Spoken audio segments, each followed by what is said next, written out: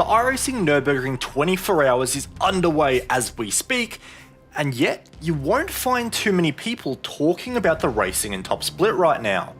That's because so many eyes are on those 3 Team Redline cars that are sitting in the pits. You all saw the qualifying results. Team Redline, a name synonymous with dominance, absolutely smashed it. Gustavo Ariel put car 71 on pole, joined by his teammate Sam in car 69 on the front row.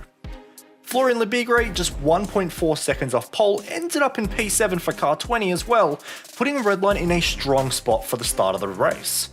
This was shaping up to be a brilliant battle between the likes of Redline, Drago, ART, Williams and more. But then, as the starting grid graphics cut away from the live stream, the collective sim racing world let out a confused noise. All 3 Team Redline cars were in the pits. Not 1, not 2, but all 3. Straight away, my head said okay, something is definitely up here. I mean, for a team as professional and meticulously prepared as Redline to make the same error across all their cars, it was just too suspicious. The race got underway, led by Alejandro Sanchez in the 99 Apex Racing Team Mustang, and yet the confusion was thick. Commentators, spectators, and fellow racers alike. But the reasoning eventually surfaced, and oh boy.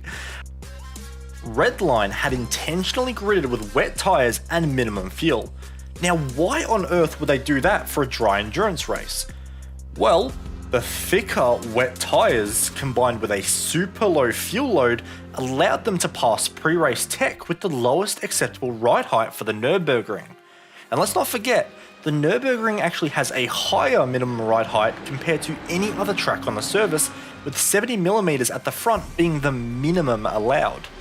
By exploiting this, once they escaped the gridding procedure and immediately pitted, the thinner dry tyres and a full tank of fuel would put them 5.5mm below the minimum front ride height allowed. Essentially, they were starting the race with a car that was technically illegal.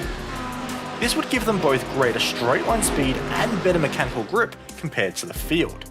Over 24 hours, despite taking an initial 90-second disadvantage with the extra tank of fuel needing to be added, they would very likely overcome that deficit. Honestly, you've got to respect the sheer audacity.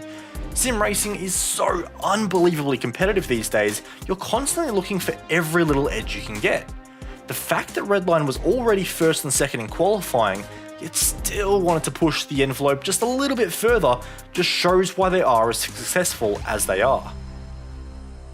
For a couple of hours, everything seemed to be going as normal. Then, the hammer dropped. iRacing steward Nim Cross entered the server and declared that under Article 8.1.1.4, which states members may not cheat or otherwise engage in conduct deemed by iRacing to be in conflict with the spirit or sporting code, and Article 8.1.1.9, drivers may not use nefarious tactics to gain an advantage in qualifying or racing, with which iRacing.com will determine what constitutes an advantage, Redline was in breach of the iRacing sporting code and would be disqualified from the race should they continue. It was a stunning development and a gut punch for a team that invested so much time and energy into this race, including a 24-hour long stream planned on their Twitch. Now, how did this impact the race? Well, it definitely took some of the shine off. When one of the biggest teams in the world is no longer competing and the eventual winners are likely overshadowed by the controversy itself, it leaves a bit of a hollow feeling. As for the community reaction, it's been a mixed bag, and a lot of people are calling for live stewards to be implemented for these special events, a complaint that's been floating around for years now. Some are calling it an obvious exploit, not a grey area at all, while others point out that it's something that could theoretically be done in the real world as well. The key difference, they argue though, is that real world racing has post-race scrutineering, which iRacing currently lacks. So in iRacing, it doesn't matter if your car is under the minimum ride height after the race, only before it starts. This means if you can get through pre-race tech, you're golden, or at least you were golden. Whilst the 2 articles Nim mentioned are pretty clear and this situation clearly falls under those descriptions, this isn't exactly groundbreaking stuff. Trying to start a car under minimum ride height is nothing new. It's happened in countless races within Australia in my experience, and I know of teams that have used it in special events in the past, including at the Le Mans 24 Hours. You can even do this by starting with qualifying fuel and pitting at the end of lap 1. Personally, I see it as a grey area. Yes, it constitutes an advantage, but I don't think it was worthy of a disqualification.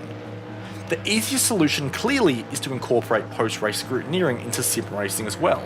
But this raises a fantastic hypothetical. What if a race starts in wet weather and finishes in the dry? Theoretically, every team that starts on minimum ride heights in the wet would be exploiting minimum ride heights entirely by accident, given the 2.5mm tread difference between wet and dry tyres. My biggest question is, what if they had pitted after lap 1?